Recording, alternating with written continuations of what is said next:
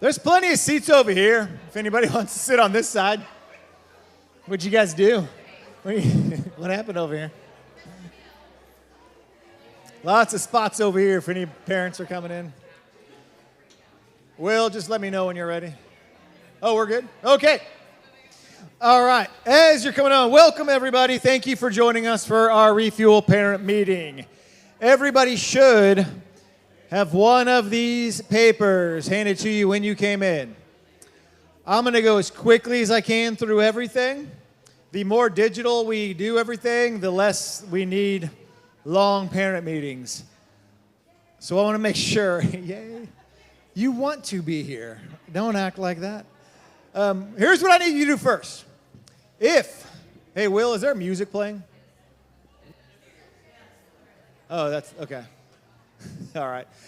Here's what I need you to do. If you are not sure, if you're unsure if your student is signed up for Refuel or you haven't done that yet, you can just open up your phone, scan the QR code, go right there to that link. If you are already signed up, it's going to allow you to view your registration. So if it doesn't do that and it allows you to sign up, that means you didn't finish the registration. If you have not been receiving emails from us, then you are not yet finished doing that. Here's where you also could help out. I really need parents, if you receive the emails when you see us post on social media, or you can do it right now. If as parents, you know other parents that have teenagers, maybe your kids' friends that you know, like if I don't do this right now, they're going to wait until the Thursday of Refuel to invite their friend. You could also go and do that QR code and the link will pull up, and maybe you know some other parents or some other people. You could send that link directly to and say, hey, this is Refuel coming up at our church. You know, if they haven't already been invited, we'd love for your student to come with us, or maybe you tell them your kid's coming. They could come with them and be in their group. So parents, you all have a huge role to play in that, and I'll talk more about that here in a minute. So if you're not yet sure, we don't do the big table or booth over there for registration anymore. It's all done right there. Even if you're like a little bit unsure, double check that. It takes 5 seconds to double check, because I bet some of you are going to go, oops, that's me. So go ahead and just do that registration right now. So I want to go through the schedule with everybody and kind of tell everybody what we are doing. Refuel Weekend has been going on every year. Really forever. I changed the name of it like 22 years ago when I got here to call it Refuel. It used to be called D Now. Many of you have probably done something like that. No? What was it? Oh, no, here was Radical Weekend. That's why. Yeah, it was still Radical Weekend. They never changed it since Randall got left, and then I changed it. You would have thought I added to Scripture when I did that first year. What are you doing? It's Radical Weekend. No, it's fine. But it's going to be an amazing weekend. And it's going to be a ton of fun if your students have never been to it before, if this is brand new for 6th grade parents. It has changed throughout the years. We used to do it down here. They would go to host homes for the night. We stopped doing that. We outgrew the core a few years ago, which is awesome. And so now we do it up in the worship center. So every time you drop off, you'll drop your student off at the up front underneath the awning. You can drop them off there, and we'll take care, and you'll pick up from there. You won't need to do anything. And that is different from the last few years, by the way. All drop-offs and pickups will be up there on Thursday, Friday, and Saturday morning, which we'll get to here in a second. Thursday, don't look at the 5. Sorry, some of those didn't need to be on there. When it says leader dinner, that's not for your kids. Don't drop off your kids here at 5 o'clock. If you need to remind yourself, do not drop off, because I'll let them watch us eat, but they will not have our food. That is for leaders. Our leaders get here early. 6 p.m., students arrive at first. So 6 p.m., that's when students can start getting dropped off up there. When they come in, they will come in to the little, we'll have a setup table, and we will check them in to make sure we know they're here. If at that point they may show up and go, hey, we don't have you down here, that means they didn't get registered. So they might call you and go, sign me up, I'm not registered. Or maybe there was their friends that got invited, and you can do everything can be handled online. So if someone calls you and go, hey, I just dropped my kid off to that thing your kids were going to, what do I do? you can just as easily send them to the church website for the events part 2 and say, hey, just sign up online, and it'll come up automatically, and we'll go, okay, your parents got you in, you're good to go. So they will come in. Our session starts on session 1, and then they break out for some group questions. We did push back pickup to 8:45. That's different from the years past because typically parents are out there waiting at 8:15, and we're like, let's be honest, they're not coming out until 8:45. So this allows you a little bit more time just to wait, come pick them up. All pickups will be done at that front entrance of the worship center. 8:45, they go home, go to school. Friday, they get dropped off at 6 p.m. again. 6 p.m. drop-off. Session 2, huddle groups. That is a late night thing, though. So you will need to pick up your student at 11 p.m. that night. If they drive, they can drive. That's totally fine. We allow, or if they have siblings, they can ride with their siblings. That's totally fine. However you guys want to do that. We are not leaving the church this year, though. There is no get air. We're not going anywhere. Everything is going to be done here. Honestly, we've just outgrown Get Air. We will have, we had 250 students of our own last year, plus 50 leaders. That's just our church. So that was us last year. And we have Oak Grove, First Baptist Oak Grove joins us, and Livingstone's church joins us. And so there'll be, 350 plus teenagers and another 50 to 80 adult leaders with us. So we have to do everything in here, which is awesome. That's that's a cool thing to see happen. So everything will be done here. 11 p.m. pickup. Just hang out. We should be good. We've really tried to adjust the schedule on that. Saturday, it is a earlier drop-off than what we've done in the past. So they will arrive here at 9:30 in the morning. They need to eat breakfast before they show up. And we're going to talk about what they'll need to bring here in a minute. But before they show up at 9:30, make sure they have breakfast. We'll do session 3. Then we have some meeting groups, the huddle group times. And the huddle groups are grade and gender. So 6th grade boys, that's their huddle group. That's their competition group. And so we break everything down by that. And that's just questions and talking about what the speaker talked about. Lunch, competitions, all that stuff, dinner, session, all this fun stuff. Then if you notice, at 9:15, there will be some more food. Then we're doing another big late night thing in the worship center that's taking place there, and it's going to be a ton of fun. And then 11 p.m. is their optional pickup time. So you can pick up your student at 11 p.m. If you are wanting them, we do have an optional stay the night at the church that night. And if you are like, okay, they're doing that, and you didn't change anything on the registration, we just assume that's what they're doing. They will be staying the night at First, and I'm going to explain some of that here in a minute as well. They'll wake up here. If you are picking your kid up, or your friends are like, hey, we don't really know the church that well, can we get them? Of course. They can do that, but we need them to be back up here by 8:30 in the morning, though. For some students, maybe they made a choice about salvation or baptism over the weekend. We have them sit down with their leaders at 8:30 in the morning and talk more over those things, just to kind of make sure it wasn't just like a late night and they had 1 hour of sleep and they're like, yeah, I accepted Christ, but they had no idea, what did I really do? We want to make sure we talk to them about that thing, walk through, what they're experiencing and what they have. And then we have breakfast for them down here, a session, and then first hour, 9 o'clock. This is different than what we normally do on Sunday mornings. We'll finish up our session here. We all go up to church at 10:15 all together. We'll take over that whole section in the church, and we all sit together, and then they will come back down here, get their stuff, and then leave. So let me go over a few things with that and kind of backtrack on what we're going to be doing here. 11 p.m. for the late night sleepover.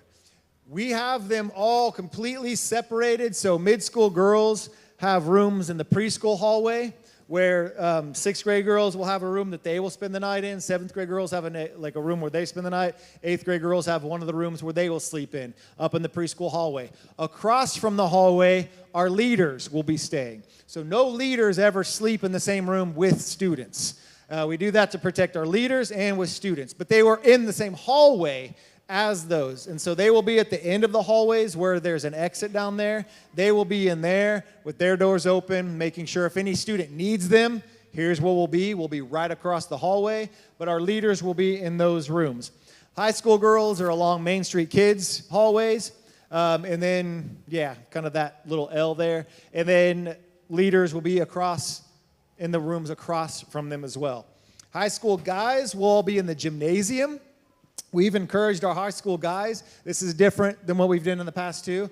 We've encouraged them, bring tents, camp out in the gym so that they can all bring their own tents, camp out in there. In my head, I just hope it's 60 tents, just nothing but tents in the gym. That way they can hang out, have fun, but then I need my own space. They will be in there. Mid-school guys, we're kind of dividing up and giving 6th graders a locker room, 7th graders a locker room, 8th graders will probably be in here. Our leaders sleep in the middle area there, and then out here, and then at the front of the gym entrance. So leaders all have their own space.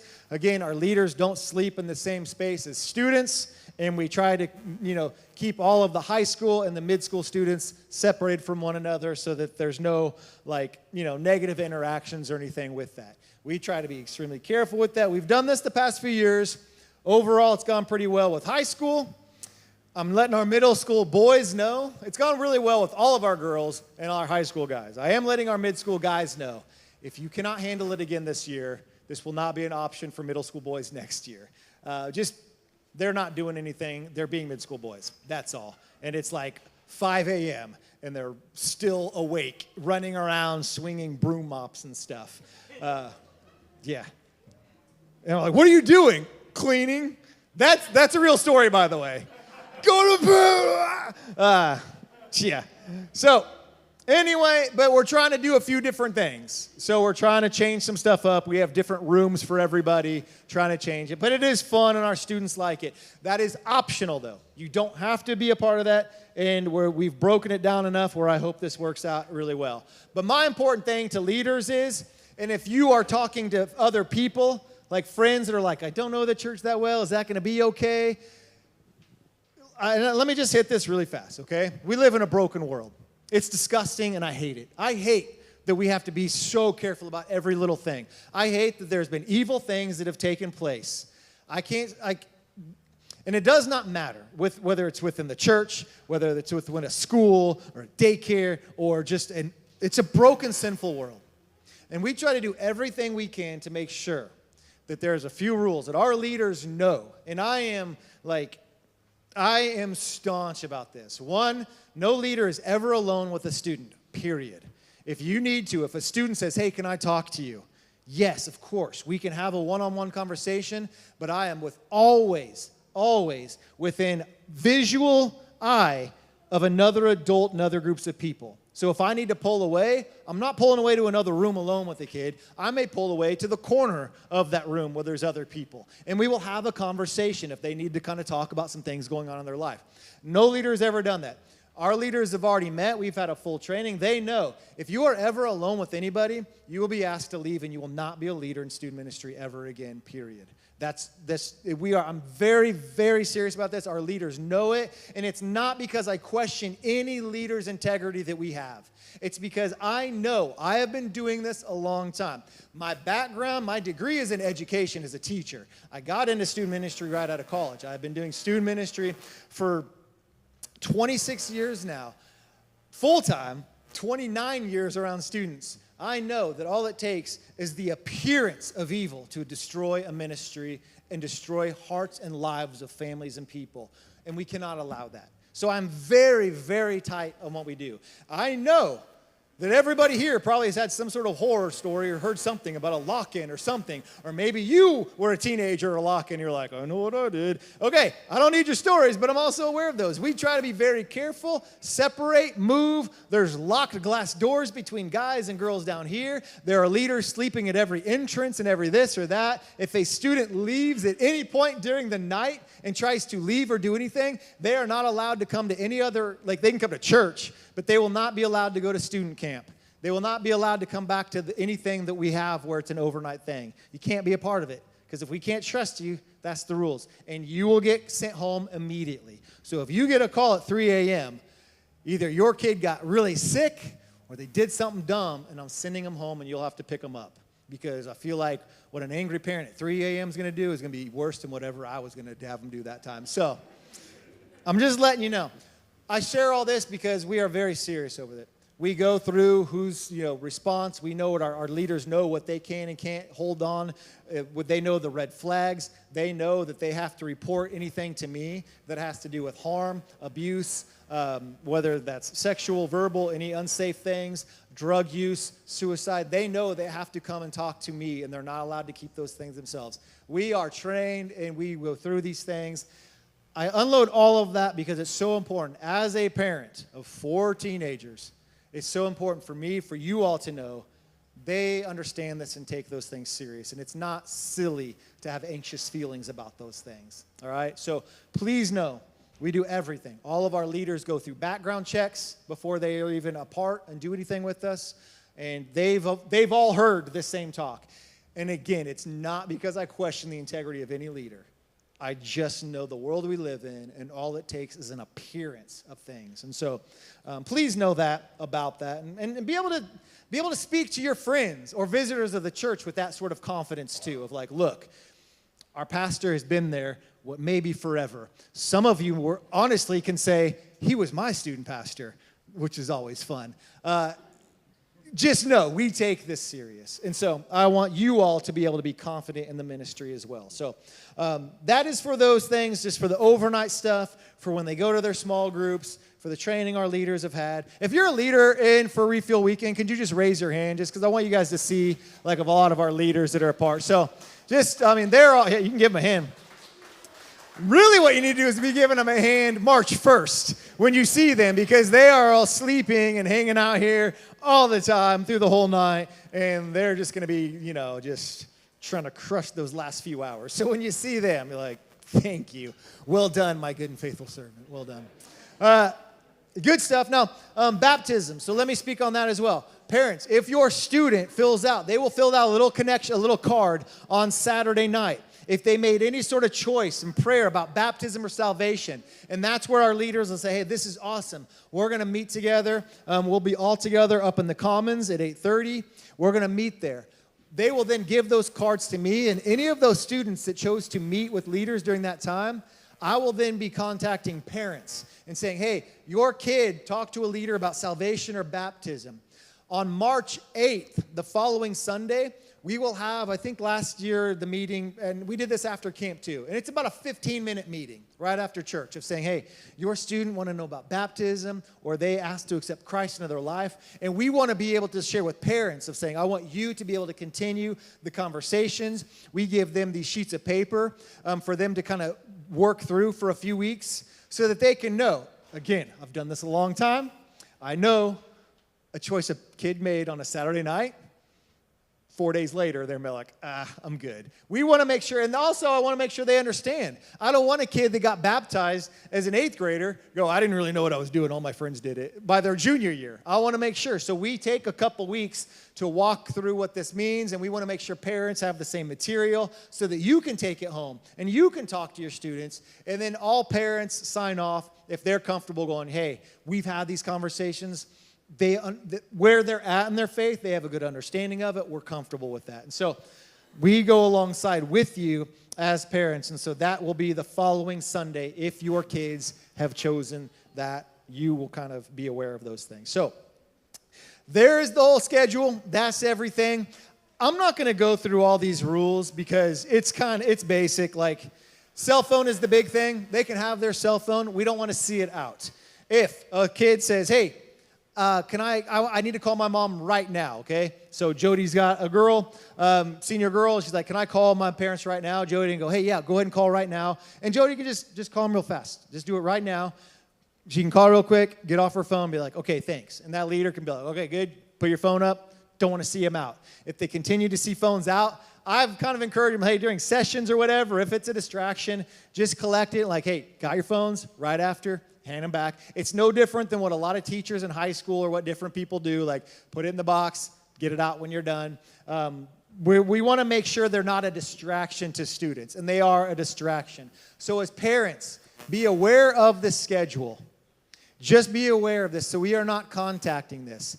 You don't need to bring your kid drinks during the sessions. You don't need to bring up food during Refuel unless they have allergies of something. And I'll hit on that here in a second. You don't need to get Starbucks orders for your little princesses. All right? If they want coffee, they'll drink it like a cowboy. I'll pour it for them.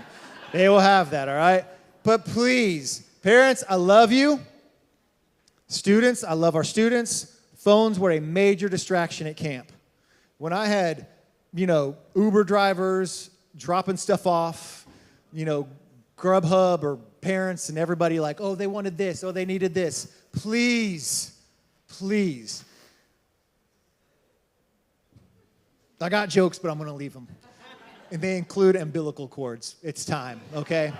So please, parents, they're going to be okay. They're going to be okay. Now, if they need something, all right. And if they need to, if they wake up or something's going on in the middle of the night, and maybe this is I know some of our younger students, this might be the first time they're like, I've never been, they don't do this. If they need to call, okay. And they can also ask, if you're like, I don't even want my kid to have their phone. Okay, they can leave it at home. All right, you're going to pick them up. But also, they can talk to their leader and say, hey, can I call home real quick? Of course you can, all right? They just need to memorize your phone number before they leave. Yeah. It's always real fun when someone's like, what's your wife's phone number? 660. She's like, come on, Rob. If you want to call my house when I was 4 years old, though, I can tell you that phone number. 7. Anyway, so here's the deal.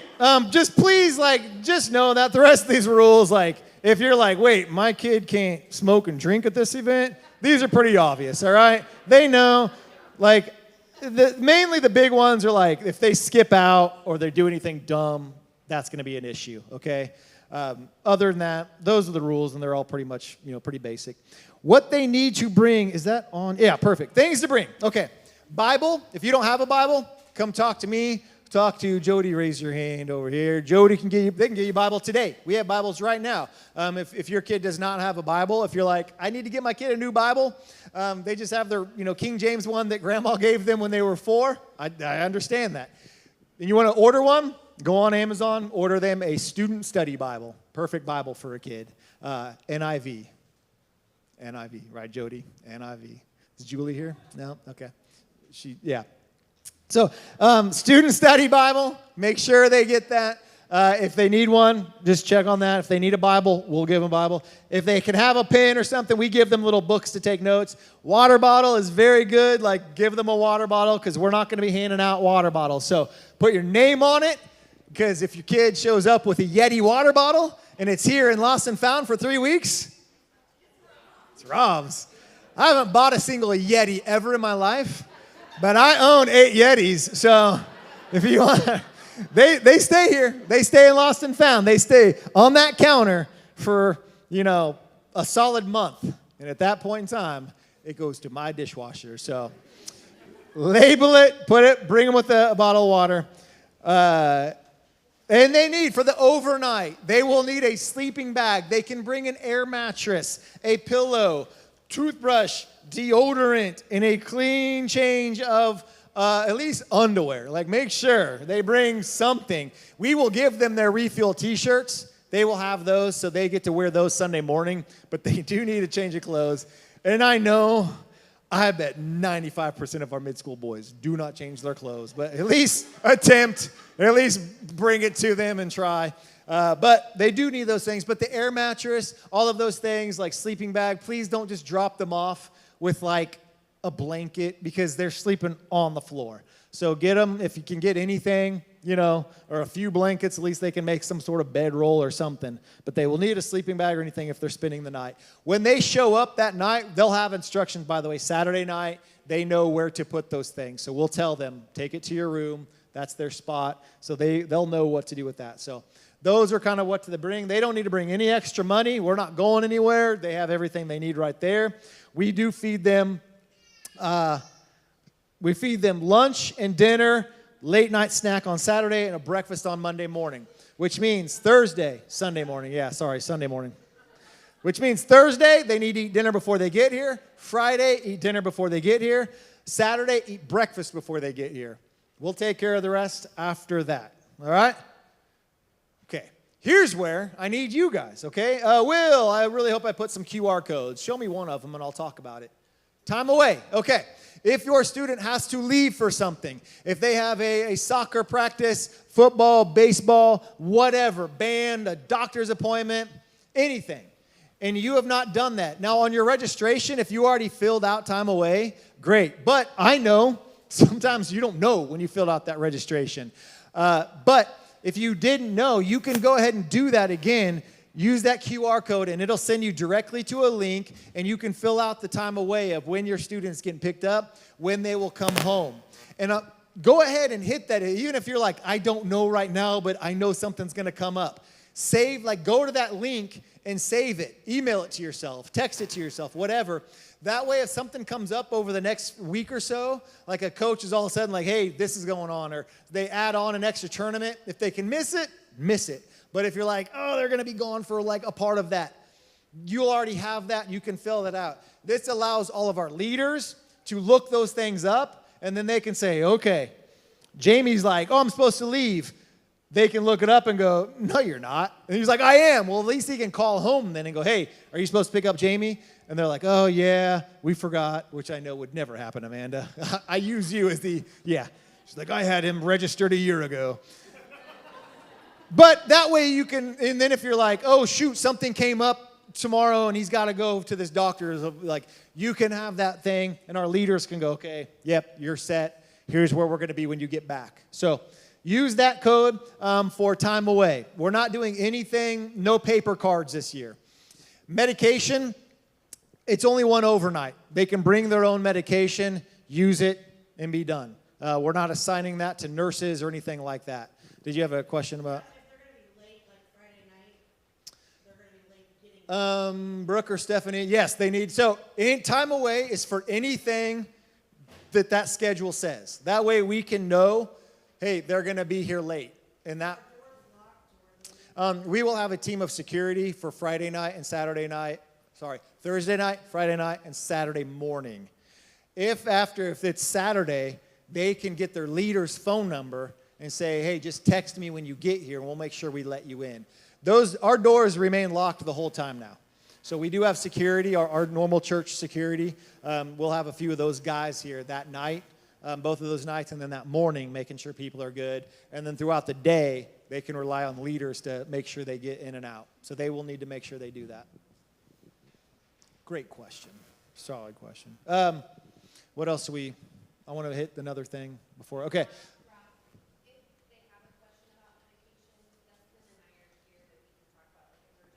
Okay. Dustin, wave your hand. There we go. Okay.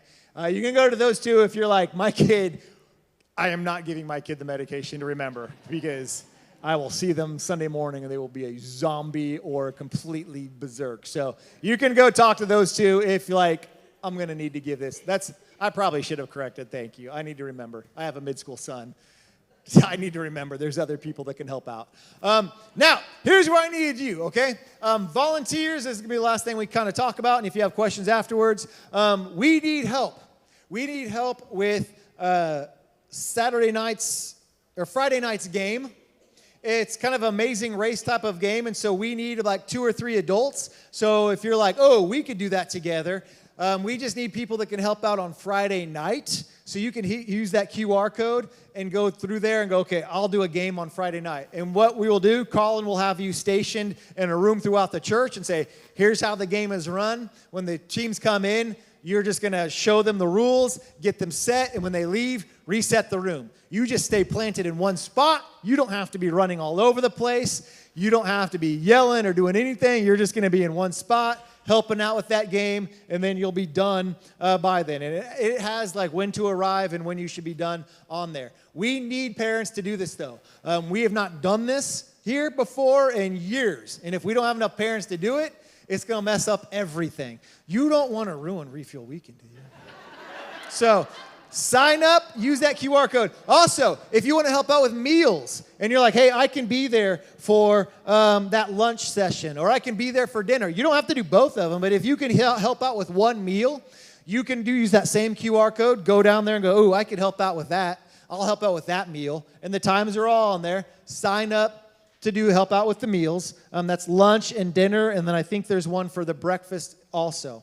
So those are like really easy ways, because I know a lot of times parents say, hey, how can I help out? And I'm like, you want to be a leader? Nah. How can I help out? These are ways. Help us do this, okay? So if you could help out and do those things, that would be phenomenal. I would love, like tomorrow morning, to get on that link and go, it's all full, so that I don't have to start like begging people to do anything. We honestly cannot do this without like the help of the church. And so these are easy ways for you just to spend a couple hours serving. So, is it something that you are checking like background checks to where if it's Friday night, I'm going to be in Columbia at the state. I don't know what time I get back.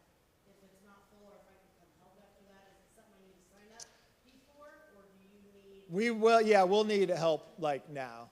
For those leaders, because it's usually like we do check and say, are they church members? Because they're just in one room with another adult and they're not doing anything one-on-one. We just make sure, okay, they're church members, they're here, they can serve. Yeah.